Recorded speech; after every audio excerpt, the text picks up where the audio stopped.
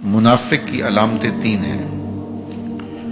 جس شخص کے اندر یہ علامات ہوں تو وہ اس نیت سے سنیں کہ آج ابھی اسی وقت میں یہ مصمم عزم کرتا ہوں کہ اپنے سے کھلچ دوں گا ان چیزوں کو اور اپنے من کو، اپنے اندر کو، اپنے باطن کو ان غلاستوں سے پاک کروں گا۔ اور عملی موضوعات پہ بات کرنے کا میرا مقصود بھی یہی ہوتا ہے کہ ہماری زندگی میں سب سے پہلے اپنی زندگی میں اور پھر میرے ملنے والوں کی زندگی کے اندر عملی طور پہ تبدیلی پیدا ہو۔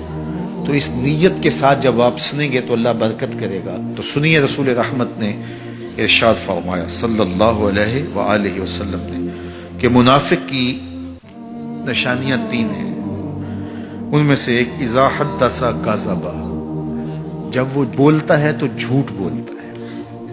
یہ منافق کی علامتوں میں سے ایک علامت ہے کہ اس کی زبان جھوٹ کی عادی ہوتی ہے۔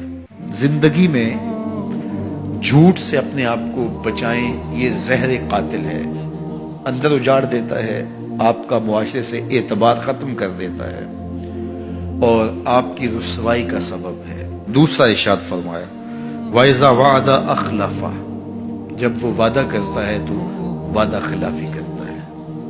یہ منافق کی علامت ہے کہ وہ وعدہ پورا نہیں کرتا۔ میرے حضور کسی سے وعدہ کرتے ہیں کہ تیرے آنے تک یہاں کھڑا ہوں، اور وہ جا کے بھول جاتا ہے۔ میرے حضور 3 دن کھڑے رہتے ہیں، 3 دن کے بعد اچانک وہاں سے گزرا، دیکھا تو حضور کھڑے ہیں۔ بڑی شرمندگی ہوئی، ڈرتا ہوا آگے بڑھا، صرف اتنا کہا یار تو نے مشقت میں ڈال دیا۔ 3 دن تک میرے حضور کھڑے، اور میں کہتا ہوں وہ تو 3 دن بعد واپس آ گیا۔ وہ نہ آتا 3 سال بھی کھڑا رہنا ہوتا، میرے حضور کھڑے رہتے کہ میں نے اس سے وعدہ کیا ہوا ہے۔ اور میں اور آپ دیکھیں کہ ہم کہاں کھڑے ہیں۔ ہم کسی سے وعدہ کریں، ہم خود وعدہ کرتے ہیں تمہیں 6 ماہ کے بعد پیسے دیں گے، وہ بیچارہ 6 ماہ کے بعد بھی جو ہے وہ 1 ماہ اور اوپر گزار لیتا ہے کہ چلو کوئی بات نہیں، اور ہم اس کی موت کی دعا کر رہے تھے یا اللہ فوت ہی ہو جائے تو اچھی بات ہے۔ تو پھر ہم کہیں کہ اللہ کی رحمتیں ہمیں نصیب ہوں، یار وعدہ کیا ہے، اپنا تن بھی بیچ کے دینا پڑے تو دے۔ جو وعدہ کیا ہے جہاں کھڑے ہوئے ہیں وہاں کھڑے رہیں گے، چاہے اس کی کتنی بھی اذیت ہمیں کیوں نہ سہنی پڑے۔ جب وعدہ کیا ہے تو پھر اس کو پورا کرو۔ تیسری بات میرے حضور نے ارشاد فرمائی وَإِذَا اؤْتُمِنَ خَانَ، جب اس کے پاس امانت رکھی جائے تو خیانت کرے۔ اس کے پاس پیسے رکھے جائیں، دولت رکھی جائے، کوئی زمین اس کے نام کوئی کر دے کسی وجہ سے، کوئی اور اس کے پاس امانت رکھ دے تو وہ اس میں خیانت نہ کرے، بلکہ آپ کے پاس کوئی بات امانت رکھی جائے تو اس کو بھی جو ہے وہ لوگوں تک نشر نہ کرے۔ تمہارے کان میں اگر کوئی بات کرے تو وہ امانت ہے، جب وہ بات کر رہا ہو تو دائیں بائیں دیکھ رہا ہو، تو پھر اس کا مطلب یہ ہے کہ وہ یہ چاہ رہا ہے کہ یہ بات کوئی اور نہ سنے، تو پھر صاحب امانت کو چاہیے کہ کوئی اور نہ سنے۔ یہ امانت ہے اور اس امانت کو پورا کیا جائے۔ اور چوتھی علامت یہ ارشاد فرمائی منافق جب کسی سے لڑ پڑتا ہے تو گالیاں دیتا ہے۔ ہمارے دین نے ہمیں گالی دینے سے روکا ہے۔